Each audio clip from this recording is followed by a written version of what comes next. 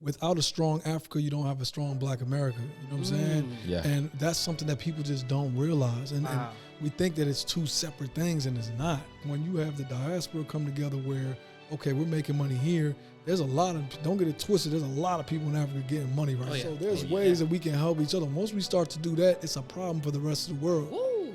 Africa currently has an issue with management and also leadership, education, information, and just the system in general. So that's the three main things that I would say will really take us to the next level.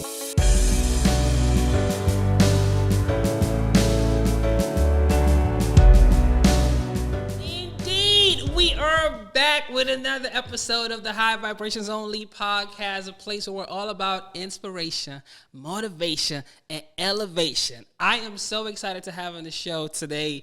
Let me tell you, these brothers have been all over the place. They are making moves and making a difference, and that's all it's all about. I am talking about entrepreneurs. We're going to get into what they are currently pushing, but I'm talking about my brothers, Francis Kway and Jehu Graham. Welcome to the show, guys. Hey, Appreciate you. Thanks for having us. Thanks for having us. Yeah.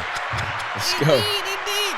Listen, I was saying that we met, it was probably 2018, I think. Yeah.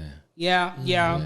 At the time, I was the fancy title, senior digital content producer of Radio 1, Urban 1, DC at the time. And we were doing this campaign with Industrial Bank.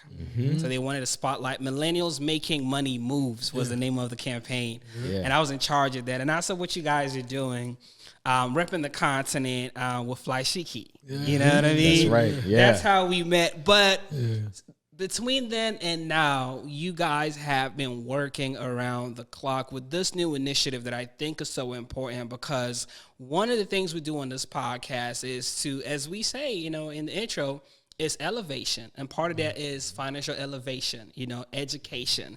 So you guys are currently all over the place with this amazing initiative.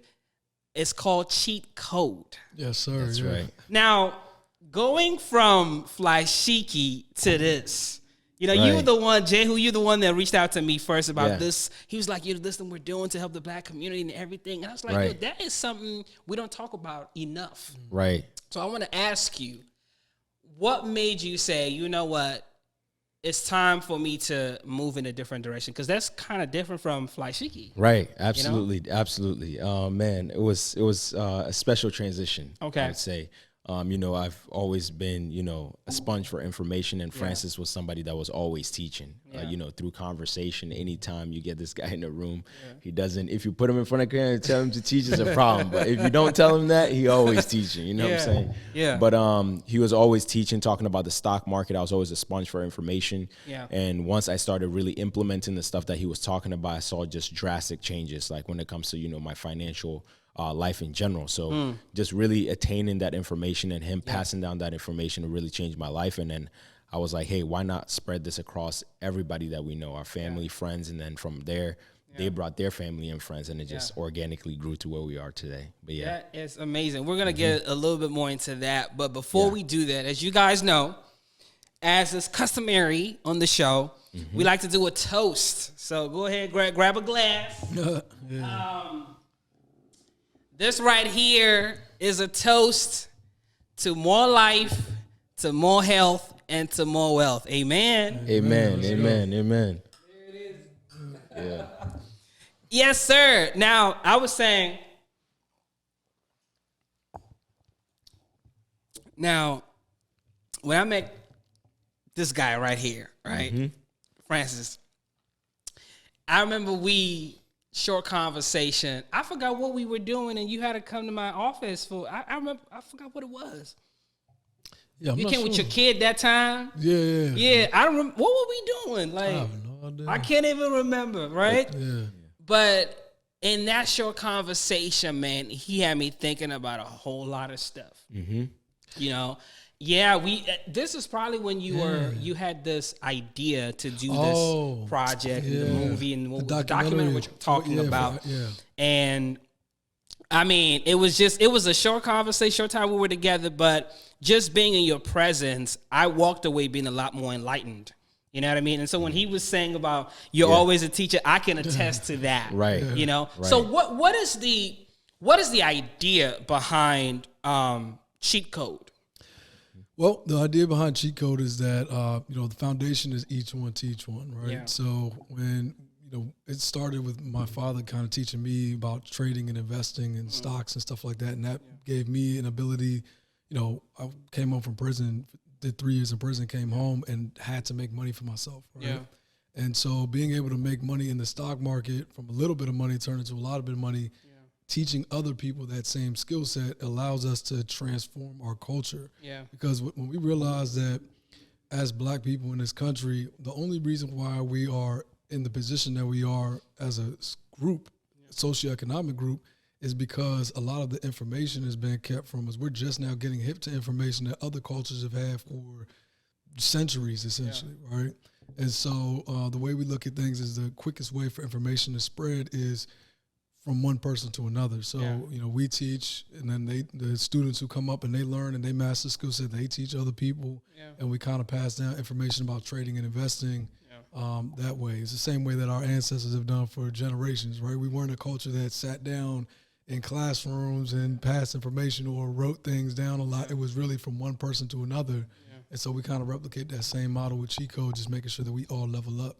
Yeah. You know what I mean? So that's the foundation of it. And I saw a powerful caption on social media. It says that 2 Black men want to be one of the few publicly traded companies in New York. And I thought that was so inspirational. Yeah. You know what I mean? Seeing that. And you guys have been, I was telling my producer before we started, I was saying that you guys have been everywhere. You've been on your Leisure 85 South show. You've been literally just moving and pushing this new initiative. You know what I mean? And what another exciting thing about it, too, is you guys actually have a textbook now. Yeah. And what's funny, you talked about the school curriculum. The first time I saw that, I was like, yo, it'd be dope if this can actually be in classrooms. So speak about, first of all, how you guys went from, was it 16? 16 people. To like 18,000 people. Man, it was a journey. It was definitely a journey, man. Yeah. Nothing to be, nobody would have thought from then we would be at 18,000 people, today in the community. We just started, again, so organically, just, one person, one foot in front of the other, just each day just showing up, implementing the information, executing, participating in the market on a day-to-day basis. And, it just goes to show in life in general, right? Anytime you have, any challenges or anything that you aspire to, conquer, you just got to put one foot in front of the other. And I just feel like, just that simple factor alone and that simple foundation alone is what brought us this far. But I'll let Francis touch on the textbook, man, and everything. Look, virality, man, is like I said, things are viral. Viral. And then on top of that, you got COVID, right? Yeah. Like COVID came and that was a big factor because when COVID hit, everybody was home. Yeah. Right. And everybody had to start paying attention to something different. And also people realized how fragile their careers and things that they've been doing was and ability to make money. Once things shut down, everybody's like, yo, how do I make, put food on the table now? Yeah. So when you talk about making money from your cell phone or from a laptop, clicking a couple buttons and turning $100 into $200, $200 to $400, that's a very, powerful narrative, right? Yeah. And so that really was a big part of how we transitioned. But then when it comes to the textbook, we also realized, like, look, how many, you went to college? Mm-hmm. How many years were you in college? Well, in total, 4. Because I did a year at UDC and 3 at Howard. All right, cool. So you have 4 years, right? How many textbooks did you go through when you were in school? Woo. Right? Yeah. Right? A lot of textbooks. Yeah. And then go back to high school. We had textbooks for every class, for every. So your brain is hardwired to learn in a certain format, right? We literally have gone through a traditional educational system to have a teacher, somebody there to answer questions. It's physical learning materials. You can go home and study. When you got a test coming up, you can read through your textbook and cram it out. And so, but when it comes to financial education, when we look at around the board, everybody's just pushing courses online and things of that nature. People are having to pay for courses, and online courses has a success rate of like a failure rate of like 90%. Most people don't even finish the course, right, that you buy online. So we're like, okay, how do we start to reach people where they are, right? And so I don't know if you remember, I'm sure you do. You around my age, right? Yeah. Well, like 30, 33. 33. There you go. I just turned 33 this year. There you go. So we're the same age. Yeah. So I know you remember Encyclopedia Britannica, right? Everybody had in their house that series of textbooks that sat on that library or under wherever they had them at. We had a library of, encyclopedias. And like that was a wealth that was like the household knowledge base. And so I was like, okay, how do we replicate something like that where people can have something in their hands, learn about stocks from A to Z, like all the way from what is a stock all the way up to complex things like Fibonacci levels and how to time your entries and exits into stocks and stuff like that. And then also the textbook has video lessons that come with it, so you can hit a QR code and then you also get the video format. Yeah. So it's just all about trying to serve people where they are because it's just important. You know what I mean? Yeah. Plug the website. Now that we're talking about that, right quick. Yeah. Stockmarkettextbook.com. Okay. Make it super easy for you. You don't got to do much. Stockmarkettextbook.com. There's a cheat code.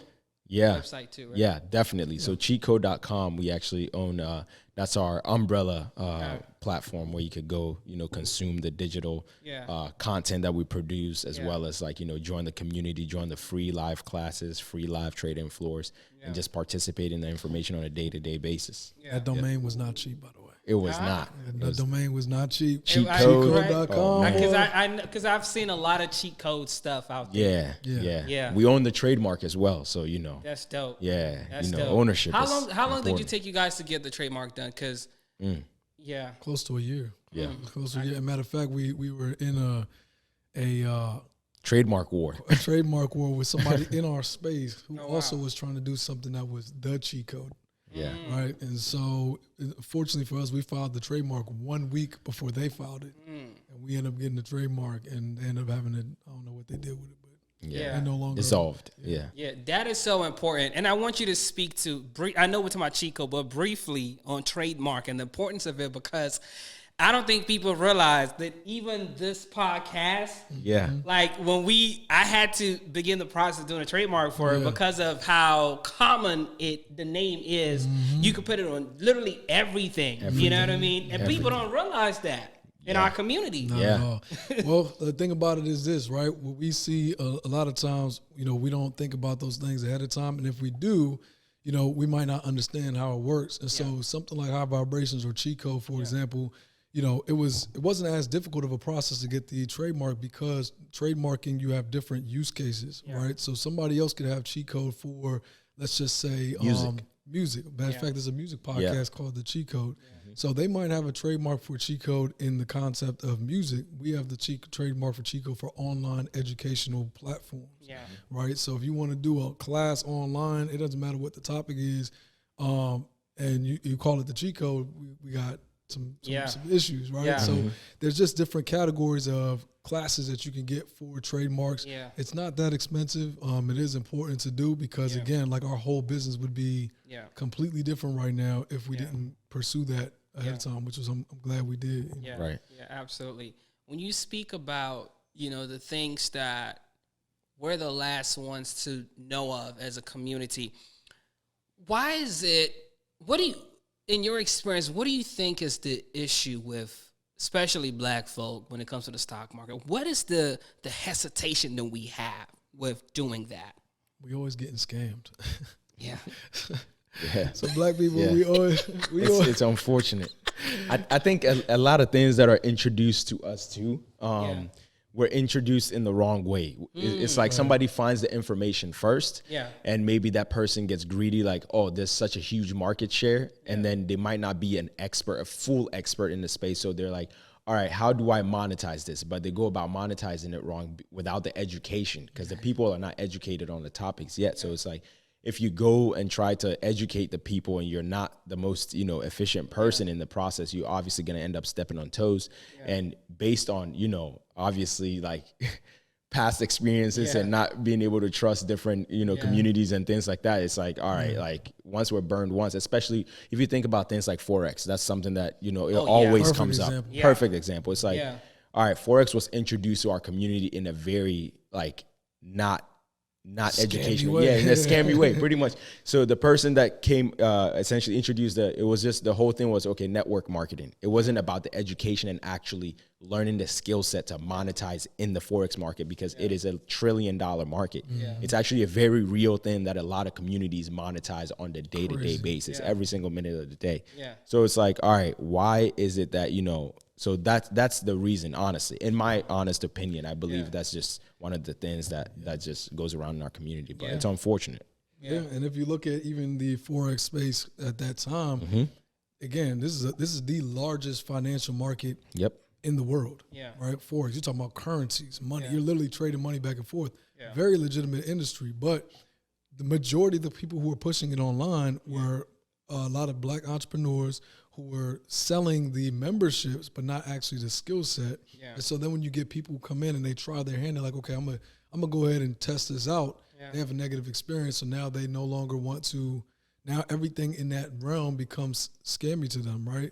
It's particularly the person who's teaching it to them. And then on the other end of it, you have the industry itself. The stock market it works like this. Stock prices go up and down based off of the emotions of the market, right? Meaning, if the majority of market participants, meaning individuals like you or I, institutions, hedge funds, if a majority of them think that a stock is going to go up, they're going to buy it. And the more people buy it, the less supply of stock there is, so the stock prices go up, supply and demand. So what ends up happening is, by the time the average person sees a stock going up and believes that a stock is going to go up, it's already gone up significantly, because the people who are a lot smarter with a lot more money have already bought it low. Right, so it starts going up. They see that all these big people buying it, it goes up. Now here come the smaller people like you are getting in. Then it goes up some more. And by the time it gets up high enough where the rest of everybody else jumps in, the guys who bought it down here, that bought up millions of shares, they start dumping their shares. And then the stock prices come down. The average Joe who took their advice from their barber who said buy this stock, they end up getting burned, right? And then now they're like, the stock market just sucks. It say I lost 10,000, lost 5,000, whatever it is, and then they pass that experience on from them to their kids, the kids to the next kids. So now nobody wants to participate, and so that's really what it boils down to. But I equate it to this, right? If you were to get onto a basketball court with LeBron James or even an NCAA collegiate D1 athlete, chances are you're going to get balled up. Right? Chances are you're not going to be able to get that ball in that hoop. Well, I'm going to get balled up for real. Because I ain't no baller. For some That's just the truth of the matter. And most of us, if you don't have training on how to dribble properly, how to break left, break right, but hit the shot, you're going to get balled up most of the time. And even if you get a lucky shot, it doesn't mean you're going to be successful long term in it. So most people, because the barrier to entry is very low in the stock market, all you have to do is download the app, put some money in your account, you can buy and sell whatever you want to. They walk onto the court without any prior knowledge or training the fundamentals of how this thing works and moves. And then when they end up losing money, they're like, okay, it's the court's fault, or it's the game's fault, and the game is rigged. Of course the game is rigged, but you have to learn the rules of the game in order to find success. You see what I'm saying? I also feel like, I think I kind of mentioned it when I first met you guys. My dad, when he was alive, he would take me to like these seminars, like on stock and different things like that. Because he'd be like, man, there are people who were making money without ever leaving their houses and that sort of thing. And he was so passionate about it. Then I was, and he's part of the reason that now, I'm just looking into it, being interested in it. But I also realized that sometimes it feels like a full-time job. Yeah, it can be. You know what I mean? Like, and this is the other thing too, speaking from the perspective of someone who may be focused on something else, right? Right. You don't always have the time. So what would you say to someone, because most people have a 9 to 5 or whatever it is, and for them, investing in stocks is something on the side. You know what I mean? There are people who invest in stocks, but they made most of their money doing something else. So how do you navigate that? Because like you saying, we need a textbook for this. Yeah. That's like going to school. Yeah. You know what I mean? Well, there's Yeah, no, I'll touch a little bit on it because when I used to work my 9 to 5, this was a huge thing. So I've sat in those same seats that everybody like, you know, I get this question all the time, like, hey, Jehu, like, you know, when you were working your 9 to 5, how were you able to balance being able to actually participate in the financial market? Yeah, right. I was like, participating in the financial markets. And at the same time, you know, making sure that, you know, you're getting your money, you're getting your cheddar on the side. And I mean, you know, there's different skill sets that you can learn in the financial markets, especially when it comes to trading. There's, you know, day trading where you have to open and close a position in the same day. Yeah. There's swing trading where you can open and close your position, you know, days after, maybe a week or a couple of weeks after. And then there's long-term investing, which is like, you know, really sitting your money in solid companies or index funds or mutual funds, whatever it may be, right? Yeah. So you just got to choose whatever fits. And Francis says this all the time, you know, your personality and your risk tolerance really tells what type of strategy you need to execute in the market.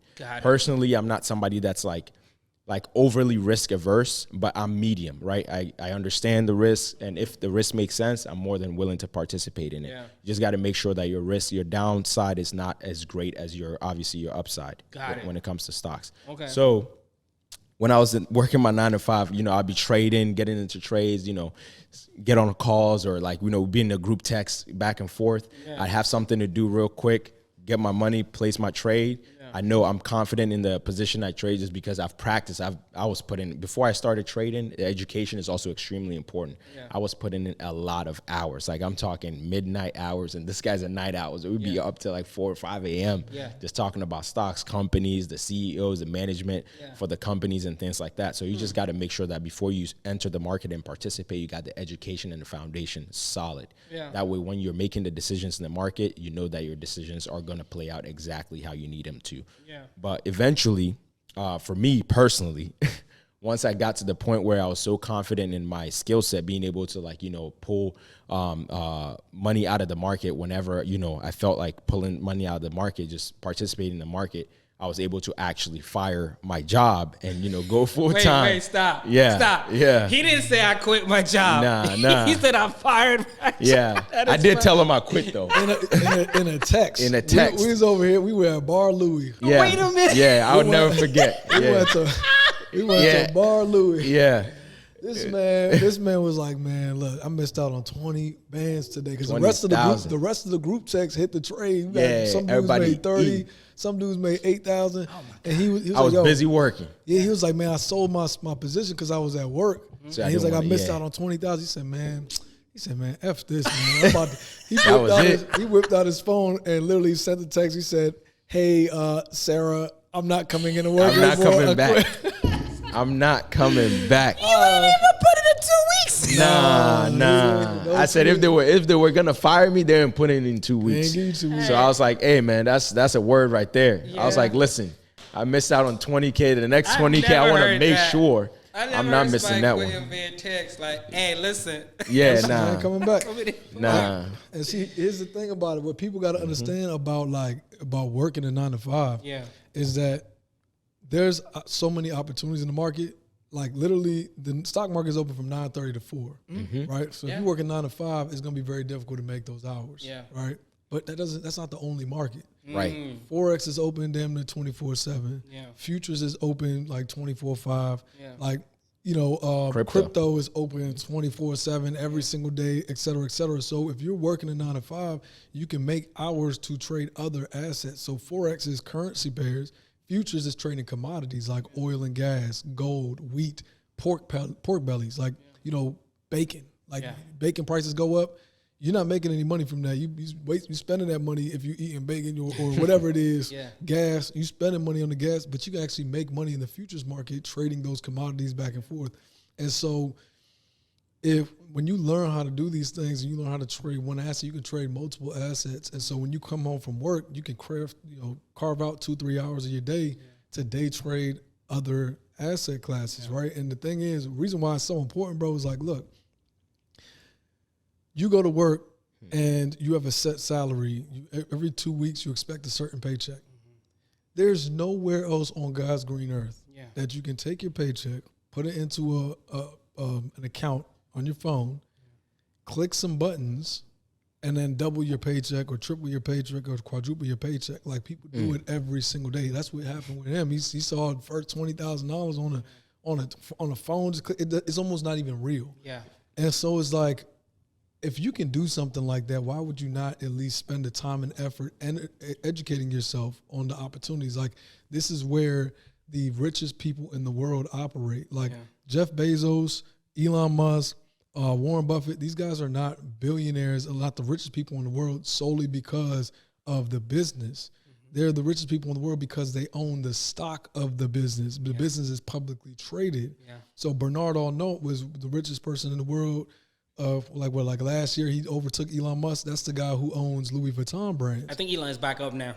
Oh yeah, for sure. Yeah. For sure. But my point in that is that the reason why he overtook Elon Musk was not because he did anything different, was because his stock price surpassed and Elon Musk's Tesla stock had dropped. So Elon Musk's net worth dropped. So their net worth is literally tied to the ownership of stock in the publicly traded companies.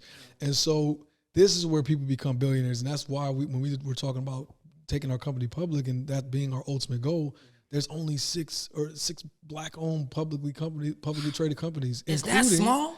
Including Radio 1. Oh, yeah, of course. I was about to say, Radio 1. Shout out to Kathy. Yeah, shout out to Kathy Hughes. Yeah, for sure. You know, one of the very few black-owned publicly traded companies is not a whole lot of us out there. And mind you, there's like 8,000 companies on the stock market. 6? Did y'all know that? Yeah. Did y'all know that? Out of thousands. Did you know that, Braden? Less than 1%, less than 0.5%. Even That's more crazy. And so when we talk about wealth in our society and our culture, like that's where the wealth is, right? Like the wealth is locked in the public markets. So if you want to see real wealth, you have to have an understanding of it. It doesn't mean you have to be a day trader if that's not what you want to do, but at least understand what is a good stock to buy and invest in. So instead of me going broke to look rich, buying Mercedes-Benz and Nike shoes and stuff like that, instead of buying Jordans, I'm going to buy Nike stock, right? And understand, how do I invest in Nike stock? When is a good time to buy Nike stock? Because you can buy the right stock at the wrong time and still lose money. But it's like learning those things. And that's how you build wealth over time, instead of like trying to wear like, you know, the Louis Vuitton. I'm making Bernard Arnault richer by wearing Louis belts and Louis this and Louis that. Meanwhile, I don't own a share of Louis stock. So as Louis stock is going crazy. You know what I'm saying? You know, you touching something so critical. Like, what is it, in your opinion, what is it with the black community, you know, with being flashy? Like, where we go, we're willing to go broke to look rich. What is this thing, in your opinion? You know what I mean? Like, you don't got it, but why do you care about people, making people think that what is that? Yeah, I think we just like nice things, honestly. At the very root of it, like when it goes even back to like, you know, I was born and raised in Ghana, and like, you know, the chiefs and stuff like that, you know, gold and all those type of things were always just abundant in our culture. It was nothing that we had to like kill or fight or go to wars for. Like till this day, you know, till this day, that stuff is still so abundant that different, you know, these superpowers go back to our countries to, you know, steal these resources. So I think it's something that's just embedded in our DNA to the point where it's like not even explainable when it comes to the influences and, you know, throughout the diaspora. It's like, now it's like, okay, we want nice things, but it's trapped into a system that to get those nice things, you have to go through certain channels that if you're not familiar with those channels or how to get past like ownership in different companies and these structures that have already been built in these different countries, you're going to end up doing something, you know, wrong essentially to try to get those resources to make yourself feel like you're supposed to feel without being able to even explain why you want those things, you know? So that's my touch on it. But yeah. I mean, I think, you know, it's definitely got a component like where it's culturally, it's in our DNA. We come from a culture of abundance. Like, even though we've been, you know, tricked into thinking Africa is a place of lack, we are the place where all the resources come from. So if you take a people of abundance and you put them in a condition of scarcity, they're going to, it's going to be exponentially compounded how much they desire to get back to their natural state of being abundant, right? And so when you take that and then you combine that with the fact of companies like Bernard Arnault with Louis Vuitton, you got, even look at what they did with Diddy and Ciroc, right? I want people to really understand how the music industry really controls our narrative as a culture. Because Diddy doesn't actually own Ciroc. I didn't know Diddy didn't know Ciroc. I thought Diddy owned Ciroc. Stop playing. No, Diddy don't own Ciroc. On everything. He don't even own a little bit? I don't know if he owns a little bit. I know he's not an owner in Ciroc. What crazy. I know is Diddy is under a marketing agreement with Ciroc. And so the actual owners of Ciroc put Diddy under a marketing agreement to present Ciroc to our community and sell Ciroc to our community. And that's where all of a sudden you got Ciroc boys. It's marketing campaigns. That's a promoter, pretty much. And so you don't even realize when you go to the club now you want to order a bottle of Ciroc. You're literally been conditioned to want Ciroc when you get there. So that's a small example. When you now look at the marketing campaigns from companies like Louis Vuitton and Birkin bags, I never knew what the hell a Birkin. You couldn't slap me in the face with a Birkin bag. I don't know what it is, but I know Birkin bag because it's in our culture now through the music. So the music industry, people at the top, they get contracts and deals with brands and things of that nature, luxury brands, to put luxury items in front of a low-income audience, and then stimulate them to now want to sacrifice to achieve those or to get those items in their hands. And so that's how you have Louis Vuitton brands. Bernard Arnault would not be the richest person in the world at all, not even in the conversation, if it was not for black people buying Louis Vuitton, right? Rolexes, Polos, like Polo would have been dead and gone a long time ago if black people weren't keeping Polo up. Timberland boots, like think of these, like Nike, the entire company of Nike would not eat. The fact that they went and were trying to boycott, what was his name? Oh boy, first off, Kanye, they had the whole Kanye thing, but it was Kyrie, was it Kyrie Irving? Kyrie Irving too, yeah. They tried to do the thing with Nike. Yeah. It's like, bro, do you understand that like without black people, there is no Nike? Nope. You know Jordan. what I'm saying? Like, just Prime think example. of that. Like, literally. And so it's like we don't understand the power that our audience has, even right now in the space that we're in. I can't tell you how many people or like, you know, entities would try to do work with us to get exposure to our audience, so that they can, you know, get their products in front of our audience, which there's nothing wrong with as long as it's something that is beneficial to our audience. Yeah. Mm-hmm. You see what I'm saying? And so it's just a huge thing. So I think with our culture, this is where education comes into play and mindset change comes into play, because there's nothing wrong with wanting nice things. There's something wrong with wanting nice things at the expense of your necessities in your day-to-day life, right? If you don't have the basis covered. So that's it's just something that I think we just have to work through as a culture, and I think it's changing. Yeah. You know, people are now starting to have different types of conversations. Now it's becoming cool to want real estate and want to own stocks and want to own these things. That stuff was like nerdy back in the day. Nobody cared about it. You know what I'm saying? So, yo, that is crazy, man. But you know, I'm glad you touched on that, because to be honest with you, I thought Diddy owned something with That's what I thought. I thought it was his. I thought it was his completely. Ciroc, De Leon, all that. Yeah. I thought he was just 100% owner. But you know, that is such a powerful. I'm glad you brought that up, actually, because that's a good social media clip right there. Mm-hmm. Because I think, you know, a lot of us. This is what I was saying to my producer offline. I was like, we have the highest spending power, but we make the least. You know what I mean? Mm-hmm. All of these companies, and I'm so glad that you guys are on the show today, because it's crazy how we're enriching these people. Yeah. Yeah. You know? Not getting a single piece of it. Not getting a single piece of it. Trust me, man. At a compounding level. And this is why this is important. And this is, and exactly, because I've literally watched people 10x, 20x their net worth. There's nowhere except for business ownership. Yeah. Right. I would say you can definitely do it owning a business that becomes successful, but it's much more difficult. Yeah. Because instead of understanding what is a good business for you to buy or invest in or trade, you have to understand multiple things in business: how to market, how to sell, how to hire staff. It's a much more difficult process, but there's nowhere you can go to 10x, 20x your entire net worth over a period of time except the stock market. Like, you can do it in real estate, but it takes a lot longer with a lot more headaches. Yeah. Plumbing goes out. You got a lot more capital. A lot more capital, a lot more issues, a lot more pitfalls. Stocks are very simple. Trading is very simple. Like, I see candlesticks. I understand the technicals of the candlestick. If the candlesticks move, if certain information comes my way, chances are the odds of this stock going higher is in my favor. Yeah. It's never going to be 100%. We don't have a crystal ball to predict exactly when the stock is going to go up or down, But it's just like when you're at a casino, if you play roulette, people always say it's trading like gambling, right? Yeah. Well, gambling is very profitable for the house, right? For the end user, for the person who's going to the casino, if they don't understand the game, like, for example, poker, chances are they're going to lose. But there's professional poker players out there who will sit down at the table and clean house every time. Yeah. Because they know how to play the game of poker. They know when to fold. Yeah. They know when to go, what the odds of success are with their hands. So it's the same thing with the stock market and trading, is that when I see a stock in a certain pattern, I know that this is my hand. Okay, I got pocket aces right here. My odds of succeeding with this hand are 82%. Yeah. So I know that, okay, I can play this, and even if it works against me, I might lose a little bit, but if I win, I'm going to win, 3 or 4 times what I put in. Yeah. Same thing with some other patterns. I'm only have the 50-50 shot. So it's all about understanding how that works. And then once you understand how that works, it's like, I mean, it's a beautiful thing, because literally you look at money completely different.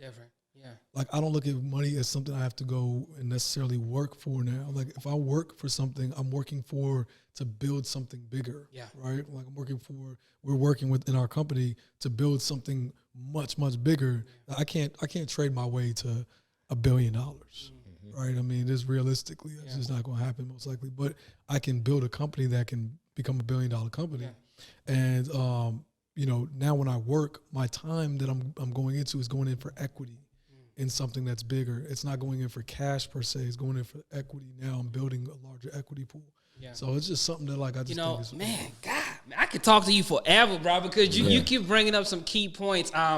You touched on business ownership realistically, because I know that's also another narrative that we were presented with as far as, a good way to be wealthy and that sort of thing. Do you think in 2023, in this day and age, because you know what I'm saying, like, it's been a lot of narrative around been an entrepreneur, like starting your own business, in your opinion, like what you've seen thus far in 2023 for a lot of youngers out there who are saying, I want to own a business, I want to start my business, who even just started out right now. Yeah. What would you say to them? And they're thinking that this is the path to financial freedom for me. Is that a possibility in this day and age? Yeah, I mean, let me take this one. Yeah, go ahead. I'm gonna swing it back to you. Go ahead. This one hits home real quick. Okay, because, look, I know you've been talking about this one. Yeah, man, look, I've been an entrepreneur since honestly, since like 7th grade. Like, I've been from mowing lawns to shoveling snow to whatever I could do. Yeah, I came home from prison in 2011. I did 3 years in prison. Came home, couldn't really get a good job. I got a job like making $7 an hour doing electrical, digging ditches. From 2012 onwards, I was an entrepreneur full-time. Carpet cleaning, handyman work, social media marketing agency. Like, literally, it's been 12 long years of putting in work day in and day out to be an entrepreneur. Yeah. And if I could do it all over again, I would not have done it that way by a long shot. I would have gotten a good job, saved up some money, invested that money into the markets, into real estate, etc. There's 4 phases to this game. Preparation, getting your banking, credit, and personal financial house in order, generating an income through job skills or business or side hustles, multiplying it through trading, investing, or real estate, and protecting it through trust funds, life insurance, or tax strategies, right? That's the recipe. It's a 4-step thing. Yeah. People jump straight to entrepreneurship and now realize that, like, to be an entrepreneur, you have to understand so many different facets, so many different skill sets in one. Accounting, marketing, sales, HR management. And one of these skills, we just went through this. We built a company. We did $5 million our first year. Learning how to hire staff and retain staff was we lost millions in that process. Yeah. Over $3 million we spent and lost in lessons on hiring and firing, and that's just one skill set that I never had because I never gotten to the level that we are now. Yeah. So there's a whole nother level of lessons I had to learn on how do I really, how do I manage people? Yeah. How do I find the right people, and how do I not take those losses? So entrepreneurship is great if you are naturally inclined and are willing to invest in the skill sets of learning all the aspects of entrepreneurship. You just popping out and saying, I'm selling T-shirts or I'm going to start a barbershop or whatever it may be, great, do that. But make sure you understand business. Yeah. Like, I don't mean just like doing shit like hustles. Because we got too many hustles in our culture. Hey, but I'm a hustler. Look, that's the narrative that's being pushed. Right. That's cool, but you got to stand on business. Yeah. You got to understand true business. And if you don't have a passion for business, stay out of entrepreneurship until you're ready, until you have a nest egg, because entrepreneurship is literally, it's like starting a business is a baby. Yeah. When you start making a little bit of money in your business, if you got to live off of that income, you're taking food out of your baby's mouth. It's never going to grow. So you need to have a stable income outside of your business to see it successful. All these other white companies and white guys and stuff like that, a lot of these guys start with seed capital. They got loans from XYZ. They got $100,000, $200,000. Somebody father gave $1 million to start a business. $1 million, right? Yeah. They know who I'm talking about. But, I mean, he ain't the only one. There's a million of Of course. They Of course. all start like that. Yeah. So here you are trying to start your business with $500 to your name. You make a little bit of money, then you got to go pay your rent. Something happens, and I've done this, I can't count how many times. The one thing I could tell anybody out there, if you're starting from scratch, find you some stable income first. And it don't even have to be a 9-to-5 job. If it ain't for you, 9-to-5 was not for me. Yeah. But you could do Uber Eats, something that you can do on the side to generate income, save up that money, and then start investing it where you see fit. You know what I mean? Yeah. Like, that's just... Yeah. You want to touch on that, Jehu? Man, yo, that right there, that's another clip. I can go on for an hour about that one. Nah, he hit something. We needed that. Cause you know, go ahead. Yeah, you wanna, go ahead. Yeah, he hit home with that, like the part about, like, you know, the baby and taking food out of your baby's mouth. And, oh my God, like that's. I was gonna say, man, like it's the seed capital thing. Like if you really want to start a business, like do it like these again. You know. We're playing a game, and there's a very fine margins in the game. There's rules to the game. There's people that have played this game for, you know, centuries, essentially. You got to look at what they're doing. If I want to play basketball, I need a, you know, mentor. I'm looking at Michael Jordan. I'm looking at LeBron James. I'm looking at Kareem. What's the footsteps? What's the game? What's the real principles and the foundations and the fundamentals of the game? Yeah. And I want to look at the people that have done it. Yeah. Learn and study those people. What is their path? Okay, when they started the business, okay, they started by going to a pitch competition. What did they need for the pitch competition? Or they needed a pitch deck. How did their pitch deck look? You just got to reverse engineer how these successful people have done it and do exactly. Don't try to think you're a wizard. I promise you. Like, you think you know everything when you get started, and you realize, like, when you really get into, like, you know, business, there's so much that you don't know in this world. It's insane. Like, you learn so much. Like, we were just having this conversation today. Like, man, the amount of wisdom we've accumulated over the last, like, 4 or 5 years. Like, we could literally are confident to take anybody and literally put them like, yo, this is what the blueprint, like, step by step. This is what you need to do to get to where you want to be. You know what I'm saying? So just watch the people that have already done it. I promise you, it's like good food. The recipe is already made. You just got to take the recipe, put the ingredients together, cook it up, and make it what you want it to be. That's it. And I also say this too, you know, watch the people who you want to be like, but more importantly, hire the people. Like, there are business coaches. One of my biggest downfalls as an entrepreneur, especially because I'm a Leo. You know what I'm saying? I don't know if anybody knows out there with me. I'm very stubborn, very hard-headed, and I have pride in what I'm doing, and I'm very much like, I don't need anybody to tell me anything. I can figure it out on my own, right? No. Like, when it comes to this game, like, if you're not willing to invest in a business coach or a business mentor, then don't even step in the field, because, like, for us, you know, again, like, I could have shortcutted so many of the pitfalls. Like, the major cheat code in this game is having somebody who's already done it. No pun intended. Pun intended. Pun intended. Pun intended. You know what I'm saying? The major cheat code is you got to have somebody who can tell you how. That's what all these, and that's what they're going back to other cultures, whether it's Asian, whatever it may be. They literally have a very strong culture of mentorship.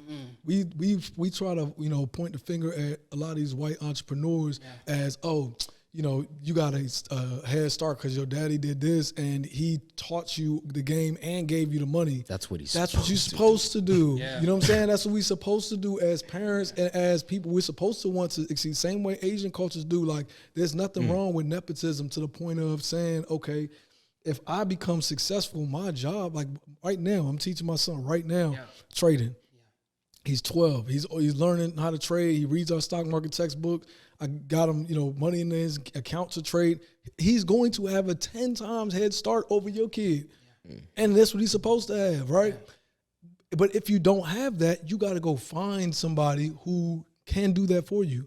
And if you can't afford somebody to do that for you and nobody's willing to do it, then you need to go stack up your money, keep your idea together, either go pitch for that money, raise the money, or keep it together until you can afford to do it, because I promise you're going to learn. You're going to take way more losses and unnecessary lessons than you're willing to take. And then on top of that, understand that entrepreneurship is not something that you do to make money. Entrepreneurship is something you do to solve problems. So when you want to start a business, if your business is not solving anybody's problem, if don't nobody need another T-shirt to put on their back, I don't really keep coming for my T-shirt people. Yeah. It's almost like a rite of passage in our culture, honestly. It's always the T-shirt. I've been there. So, like, what he's saying, I know. I'm not knocking the hustle, right? Yeah. But if you want to truly be an entrepreneur, provide some value, and if you're doing T-shirts and clothing, the problem that you're solving is that maybe there's a message behind it, or maybe it's a luxury brand that makes people feel a certain way. Like people buy clothes because it makes them feel a certain way.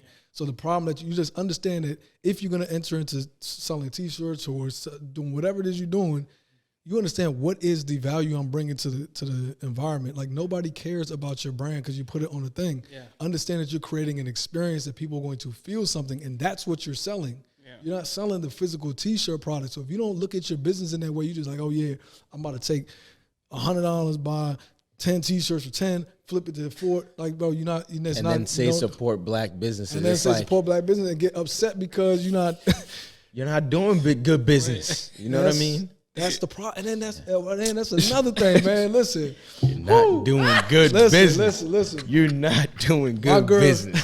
Yeah. Round it up.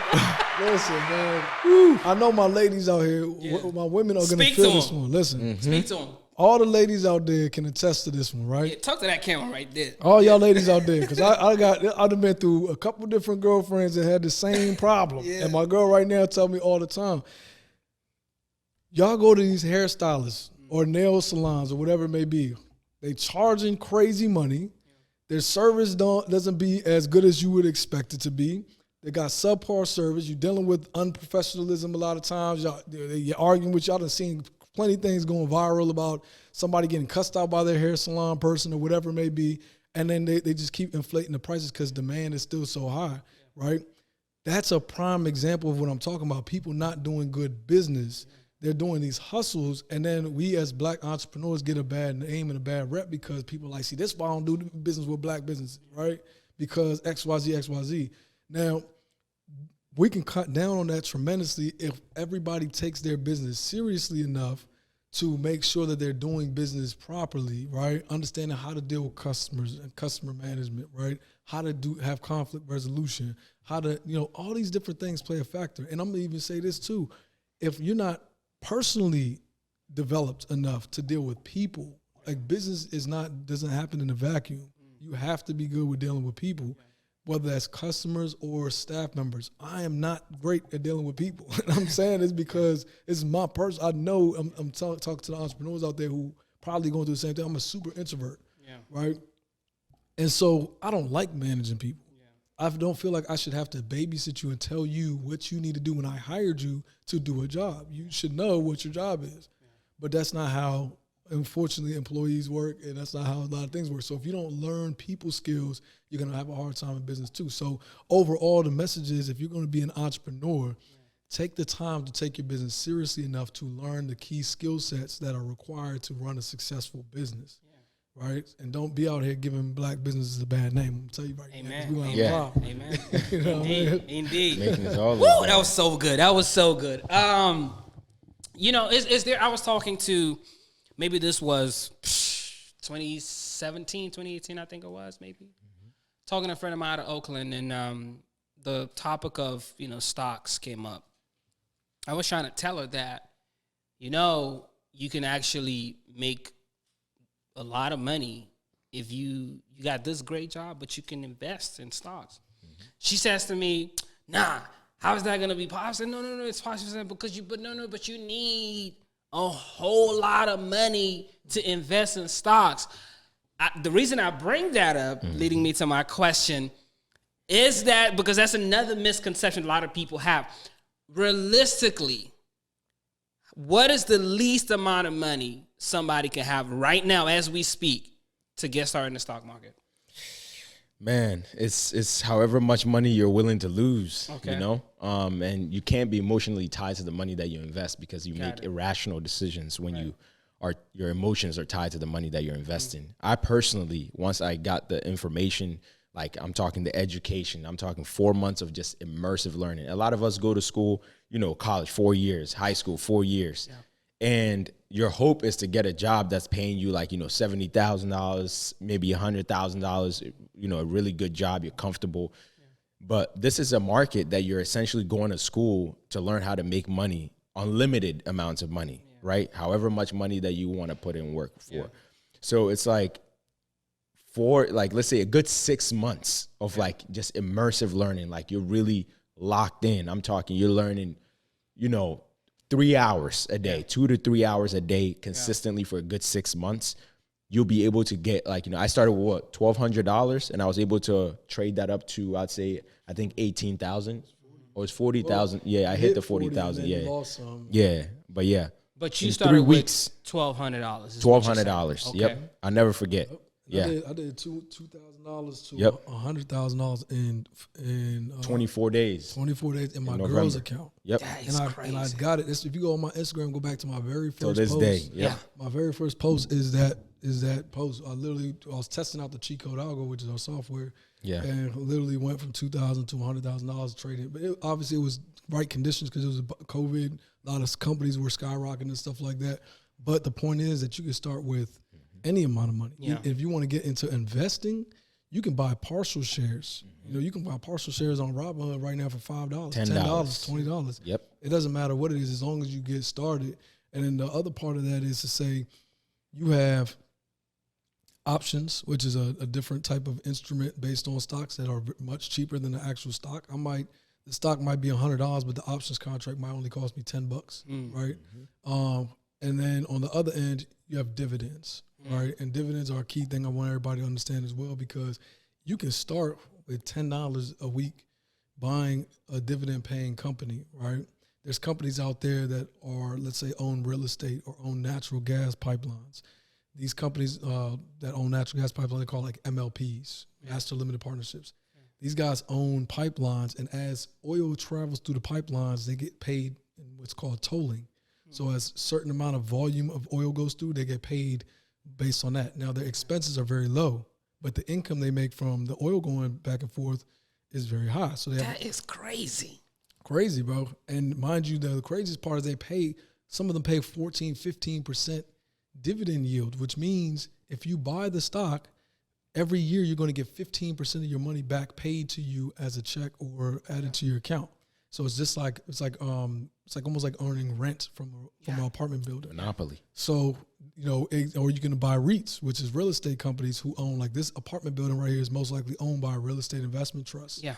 And so these companies go out and buy large scale apartment complexes or shopping centers and things of that nature. They collect the rent and then they pay it to investors as a dividend. So instead of me going out and trying to buy physical real estate, I can own the real estate stock and get paid part of the rent that they collect from everybody else and get paid to my portfolio. So what happens is if I'm getting paid 15%, if I put $10,000 in, every year I'm going to get $1,500 back just for owning the stock. My $10,000 stays there and I'm going to get $1,500 every year. Now, if I take that $1,500 and I buy more shares, that $1,500 is also going to make 15%. So now I'm going to go from making $1,500 every year to now I'm going to make like $175 on the $1,500. So now every year I'm going to make $1,670 something or whatever it is. And now if I take that 16 next year and I buy more shares, it keeps compounding and compounding and compounding. And this is how people get wealthier and wealthier and wealthier. So over time, their snowball is this freaking big because they just been compounded for generations. They got, you know what I mean? Yeah. Meanwhile, you know, and I was actually, I'm gonna say this too. It's kind of random, but I was talking to my girl. We had to drop my dogs off at the dog breeder, whatever, boarding place, and they're like in a very rural area. And I was sitting there telling her, say, listen, man, you know, as black people, we hate living in places like this because it makes us look broke. Yeah. But these guys out here that own these 100-acre ranches and these little, you know, houses on there, they're making money from their land, right? The land is paying for their house, so they're making money from where they live instead of paying money for where they live like we do. We pay rent, we pay mortgage, right? Their land is paying for their property. Yeah. Then on top of this, let's say they might make an extra $50,000, $60,000 a year from their property, from like farming and stuff like that, whatever. Then they got their standard jobs, right? They own all these acres. Every year, those acres are most likely appreciating in some way, shape, or form, right? Mm-hmm. Because the neighborhood area starts to develop, stuff like that. Developments come down. You see Waldorf and places like that were completely country a couple of years ago. Now, all of a sudden, they're getting developed. Those guys who own those ranches and acres out in Waldorf, property value's going crazy. Wow. So now per acre, they're making more money. So now by the time their kids get from being born to 25, they've now accumulated $50,000 a year from just owning the house itself. Yeah. Then the property value has gone up tremendously from 25 years ago when they bought it. Yeah. So now by the time they turn around, they own a free and clear. So that's where you see a lot of these families. They be like, oh, yeah, my family ranch, my family farm, and da-da-da-da. Yeah. These guys have assets, and it's the same thing they do with their stock. So they take their income from their homestead, and then they buy shares of Apple and Disney, Coca-Cola, AT&T, and then those shares are paying dividends, and then the dividends are they're reinvesting and making more dividends, right? And now when they pass something on to their kids, they're passing on a family ranch for 50, 40 acres. They're passing on a portfolio of dividend-paying stocks that are making. Not only does the stock going up 100 times, 50 times from when they bought it, but now the dividends are also being paid out. So now they're passing down. This is generational wealth. That's how it happens, right? Meanwhile, you like, man, I don't want to live in West Bummerfuck. You know what I mean? You want to live in the city where you got to pay $4,000 for a little tiny thing, or in the suburbs. And you don't even own a piece of that. And you don't even own it a lot of times. You know what I'm saying? So this is why our wealth just keeps getting dispersed. Meanwhile, we're paying the REITs and the people who are investing in the REITs. And so it's crazy. Like, all right, so let's take an apartment complex. You got 3,000 of us living in an apartment complex, paying $3,000 a month in DC somewhere or wherever it is. That money is going to a real estate investment trust that owns that property. Yeah. That money is also being owned by retirement accounts for a lot of people of different ethnicities.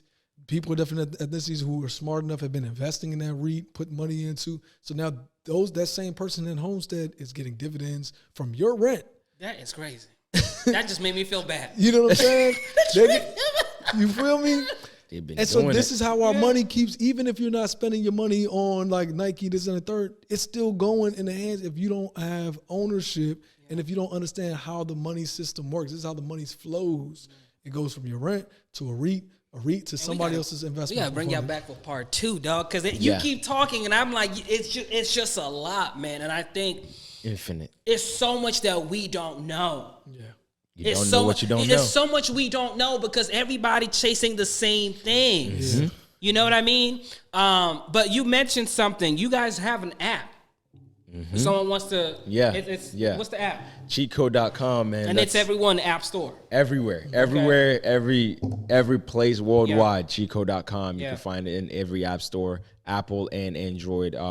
Also, our software, like Francis mentioned, Cheat Code Algo, we just had a new update, which is our version 5. That's going to be a game changer. It literally simplifies the process of being able to read charts and all those candles and stuff like that. Those are super intimidating for beginners. So we made it super simple where it just tells you the best times to enter, best times to exit, and, make sure that you're profitable in this such. And it comes with a guide of how to use it and everything like that. Super beginner friendly stuff. But exciting. Man, listen, I could talk to y'all forever. I'll one or two questions before we get out of here. Mm-hmm. Francis, you have such an incredible story of You talked about being locked up for 3 years. Do you mind talking about that? Is that something? Yeah, sure. If you want to talk to just, how you ended up there and the cheat code for turning your life around. I mean, that was the cheat code, honestly. Yeah. You guys sitting in the penitentiary with some burly old 40, 50-year-old dudes that just have a bad mentality. Sorry. Yeah. It definitely puts you in a different frame of mind. So, I mean, I ended up there because I was young and dumb. Yeah. Selling, different types of drugs, ecstasy, weed, stuff like that. I was 18 years old, fresh out of high school, didn't go to college. I registered at the community college for a semester. Yeah. And, had some guys that were, selling stuff for me. And then one of them got robbed. And so we went back and got it back, basically. And, ended up locked up behind it. So we ended up I got sentenced to 8 years. Got 5 suspended and ended up doing 3. And so on that 3, 18 years old, I'm 165, 170 pounds, soaking wet. Going through that experience, when I was in the jail, I was still somewhat of a knucklehead because in the jail, you're amongst local knuckleheads, right? And people who are just in and out on short time. Yeah. But when you get to the penitentiary, it's a different experience because that's where people are, doing 30 years, 40 years. And the moment that I can really point to say that my perspective on life changed is a very specific moment. Shout out to my guy, Rob, man. Rob Nelson, he's actually home now, and he's doing very well as a handyman company, a moving company called Muscle Man Movers. If y'all check him out. Check him out. If y'all on the DMV, tap in with Muscle Man Movers. But my guy, Rob, I got to the penitentiary, and I had just gotten jumped by some Mexicans, some Spanish guys, and but I held my own in that situation. So a lot of the dudes started to kind of respect me as somebody who literally, I fought 6 of these dudes at one time, and Rob was just always walking around the yard and very humble, very low key. He'd be out there shadow boxing and stuff, but he always kept himself real fit and real clean and just real well put together. So we started talking to him a lot throughout the time. And we sitting down one day and, I'm going through his pictures, you know what I'm saying? We sitting down topping it up. He had a bunch of pictures and stuff. So I'm looking through his pictures and I see pictures from this dude with his boxing team. And, he's like, yeah, this was 1988. He got a high top fade, obviously he's way younger and stuff like that. And I'm like, damn. I'm like, man, 1988. I said, damn. Where did you take this picture at? Because he's from D.C. I was like, where in D.C. was this? He was like, nah, younger than that ain't from D.C. That was in a different penitentiary, right? And I said, oh damn. I said, when you go home? You know what I'm saying? He was like, I ain't been home. Dang. Now, mind you, this is what would change my perspective on everything. Yeah. I was born in 90. Yeah. Me too. This man, shout out to 90, right? So this man has been locked up on the same sentence since before my mother met my father, right? Yeah. I done grown up. I done had my first meal. I done went to my first school bus ride. I done did all these firsts. And this guy's been in the penitentiary since he was 19 years old. Yeah. And this is 20 years of time that he's been incarcerated plus. And then to see his perspective on life and how positive he was and how level-headed he was angry and aggressive and da-da-da-da. He was very peaceful, very calm, very wise individual. It just changed my outlook on everything. I'm like, man, I see all these other idiots in here that are been doing 4 or 5 years and they still want to be on some street time. And here this dude's been here for 25 years and completely different perspective. And he was actually one of the ones who even taught me about I learned a lot about financial literacy when I was in prison. That's where I first got introduced to credit and understanding how to set up a business. Another one of the old heads, his name was Hollywood. He came home and actually got killed in Richmond. But he was the first person who taught me about how to save and invest. He gave me a perspective. He said, young, if you get $100, right, how much of it are you going to save and how much are you going to spend? And I said, well, I'll probably spend 80% and I'll save 20. You know what I'm saying? He was like, nah, man, so you got it backwards. He was like, you save the 80, right? So you have money to invest and then you spend the 20. You keep the 80. And if you do it that way, you'll never go broke, right? And that just simple lessons like that, how to get credit and establish credit and leverage credit for business. I didn't get taught that in a great school. I was in a great school system in Virginia. when I got incarcerated, I didn't even learn that there. I learned that in prison. You know what I'm saying? So like that's really what changed my perspective on everything. And then also to like understand the history of black people, I learned that in prison also. I didn't know about the move bombing in the 1980s when they bombed a black neighborhood in Philadelphia. I didn't know about African history. I didn't know anything about these things. And I literally used to go around our cell block and I asked dudes, I said, yo, name me 5 African historical figures in history. And they could come up with like Shaka Zulu and Nelson Mandela. That was it. I said, name me 5 Europeans. Boom. King Louis, this, that, Shakespeare, woo, woo, woo. Everybody could know 5 white ones. And I realized like, yo, man, this is where they got us messed up, is that we don't even know our own history. We don't know our own culture. We don't know nothing about finances. I said, this is why we're in this condition. And that's what like changed my whole perspective on everything. So when I came home, I was what you would call woke. I was part of the woke army. You know what I mean? I was one of them dudes on Twitter that'd be like, before it was cool, you know what I mean? Before you had the hotep, I used to be in it, man, like, and the people be like, there's no racism. It's 2000. It's 2013. Get over it. Slavery.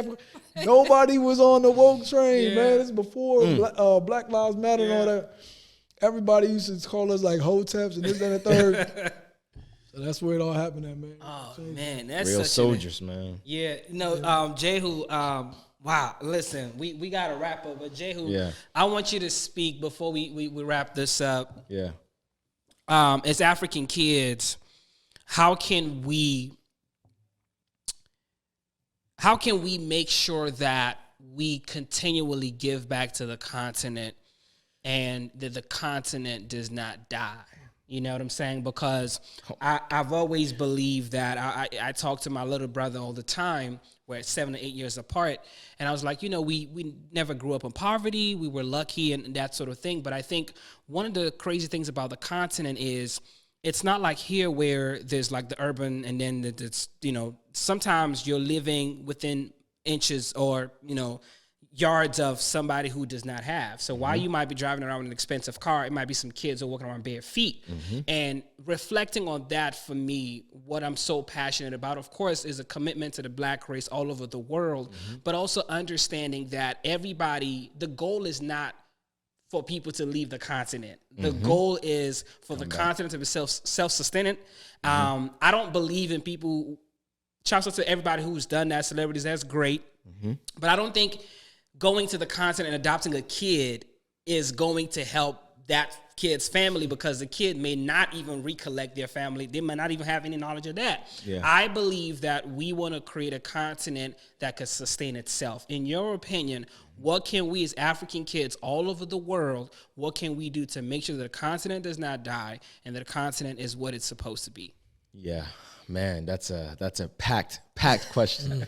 But I think about this stuff all the time, and it's actually part of like one of my biggest like purposes in life, just because, man, I was one of the lucky few that was able to make it here. I didn't grow up well off. I grew up, in poverty. I know what it feels like to sleep on concrete, to not have a meal, to share one meal with my mom, my brother, who is also 7 years older than me. So that did really hit me. But part of my biggest vision is to be able to create an incubator system back home that provides people with resources. Like there's people till this day that are still learning how to code, computer software code on chalkboards, like with just a chalk and a blackboard. And I believe the talent back home is just so vast that it's just information and systems and structure is what's going to really like take us to the next level. I believe this is stuff that, for example, in the United States, right? The United States has been through the industrial ages and, different, evolutions of the, nations and things like that. And currently back home, we just don't have that. Like even railroad systems is something that's not developed back home currently as we speak, right? So being able to have those like, infrastructures built out back home, just taking the information and the systems and everything that's worked here, and then being able to, educate people back home that have the same passions and align on the vision and the direction that we want to move. Somewhere like a Dubai is a perfect example of how we can do and replicate the exact same thing. Dubai was literally a desert 2 decades ago. And now Dubai is the most, self-sustaining, highest growing economy, well-visited, tourism, everything like that. offering athletes $1 billion and stuff like that just to bring more people into the infrastructure. So things like that, I believe, is top down and not bottom up, right? Africa currently has a issue with management and also leadership, just being able to actually come together, make sure that the resources that the world needs and values so much, like in Dubai, oil is one of the main things, right? They captured that resource and they were able to monetize that resource and to bring in more revenue into the system, the city, and building the city from there. So education, information, and just the system in general. So that's the three main things that I would say will really take us to the next level when it comes to really I feel like some there. parts are like really developed, but I think it's like pockets of it. Yep. Like you talk about railroad. I mean, I know, for instance, that in Nigeria, for instance. Oh, yeah. Nigeria is a whole different, you know, shouts out to Nigeria. Yeah. I got to rep everywhere I go. Yeah, for sure. But I think there are some countries that are like well off with that, with that development. But my thing has always been, okay, there are only two places I'm familiar with, which is Nigeria and here. Yep. I've never been to anywhere else in the continent, right? Yep. So my perspective is always from those two places. Yep. But I've always said that, you know, I'm not satisfied if one country in the continent is doing well. Because that still does not reflect the entire continent. In order for the perception of the world to change the entire continent itself, my vision is to see where African countries become part of, you know how they have the, what's it called, the G20 summit, whatever it is, that we're part of that. Right. You know? Right. You know what I mean? And I think that has to be a collective thing because, yes, there's a lot of development going on, but it has to be across the board. We need a larger middle class. You know what I'm saying? All of those things. But I'm glad you brought that up because I think that it's important for us. And I know, Kway, you're very passionate about this and super passionate. I mean, in that short time that he came to my office, there was so much we touched on that really just changed my perspective, even as a filmmaker, someone who was in this space. Right. You know, what is a legacy that I want to leave behind? What are the type of stories I want to tell? Because pop culture is so important. For the longest time, we didn't tell our stories. Nope. You know what I mean? And whenever someone is telling the story of your life, and you don't have the pen, that's a problem. You know what I mean? And I think part of why I'm here is that. Like, even in America, like, black folk just now started telling their own stories. Yep. You know? But I think it's important that as African kids, we, regardless of where you are, that we know that we have a responsibility to the continent, you know, to keep it alive. But any final thoughts before we leave, guys? Yeah, I'm gonna just add on that a little bit because I think it's also important to understand this, is that we all as black people, we all have our own individual superpowers, right? And for the continent of Africa to succeed, it's going to require us all putting our superpowers together to contribute to the continent, right?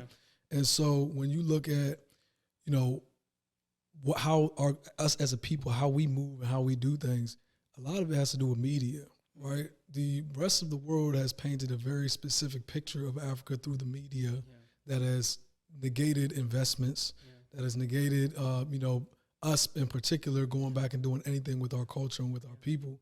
And so for Africa to really survive and thrive in the way that it needs to, we need to have more. I feel like it's people like you, really. Because when you are able to create powerful pieces that tell the story and narrative, you can already see what's happening now. Just in the past few years alone, look how many people are trying to go back to Ghana. I mean, Nigeria is cool and all, but you know, Nigeria is cool and all. Hey, no shade.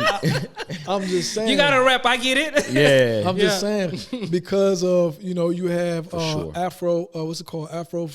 Future. Afrochella. Yeah, Afrochella. Now Afrofuture. Afrofuture now. That right there was such a gateway for celebrities to start going to Ghana. Once celebrities started going to Ghana, now all of a sudden you start seeing a bigger. Every year you started hearing, oh, Usher went to Ghana for December, Oh, Cardi B was in Ghana for And then all of a sudden it started springboarding. Now you got influencers. Now I look in our space right now, the financial literacy space. You got influencers every day that want to go run to Ghana to take content or do whatever it is in our culture. But the main thing that's going to change the success of the people in our culture is us taking our superpowers and contributing back there, right? Whether it's through media, using our media to tell our stories and tell our narratives and paint more pictures, taking our business acumen and working with entrepreneurs in other countries. If you're not from Africa, adopt a country. Like, pick a country, goddammit, and just go and say, okay, this is going to be the country I'm going to invest into. Shout out to my homegirl, Jessica Lane. Jessica Lane started setting up a Forex trading school in Tanzania, right?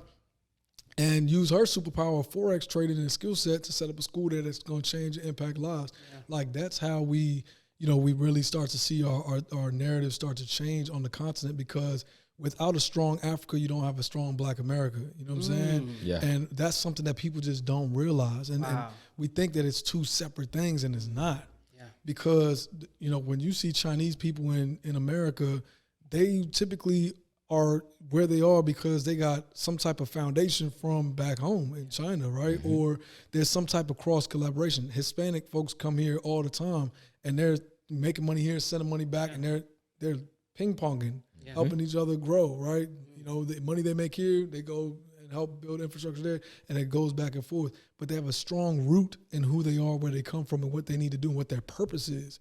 And so I feel like when you have the diaspora come together where, okay, we're making money here, there's a lot of, don't get it twisted, there's a lot of people in Africa getting money right now. Oh, yeah. There's a lot of people getting big money. For sure. And so there's ways that we can help each other. Once we start to do that, it's a problem for the rest of the world. Ooh. You know what I'm saying? And so that's where I think it comes down to, is like, if you're doing something here, you got a little bit of money, go back there anywhere you want to, pick a country, do your research, go over there, see what it is, and find out how you can create opportunities that's going to make you better your life, wealthier, make you money, but also impact the lives of the culture. Because like Jay said, America, we done went through agricultural revolution, industrial revolution, information age. Like, now we're in the IT revolution. You got all this AI, everything. Africa's still in the agricultural revolution. We're still trying to figure out how to get fruits and vegetables from one side of the country to the other side of the country without it rotting and spoiling. But then we're just now getting into industrialization. So there's so many opportunities, for in every age you had people who came out that make billions of dollars, became billionaires. McDonald's, Ray Kroc, and all these people from the Rockefellers, the Vanderbilts. All these people, Dan Cote, it came out of industrialization in Africa. So it's like there's opportunities everywhere. So and he's the richest black man in the world. Exactly. Yeah, he's been for 10 years straight. 10 years. Something crazy. So listen, we could talk forever, man. Oh, yeah. But I had to bring my brothers on because I knew it was going to be hot. They got to come back. Listen, there's going to be a part 2 because there's just so much that we, and I said this episode, we just going to talk. Because I know once we crack up on the mic, it's on. But we're going to see you guys on the next episode, which is the final episode of the High Vibrations Only podcast. And the news is already out. We're going to have radio and TV legend Donnie Simpson as the host of the final episode for season 1. But listen, cheat code, man. I know I'm finna get into this for sure, because this year I just really started investing a little bit with Vanguard and everything. So, but we want you to be educated and, elevated in literally every aspect of your life. So keep it locked in. We're going to see you guys again. Thank you. Have a good day.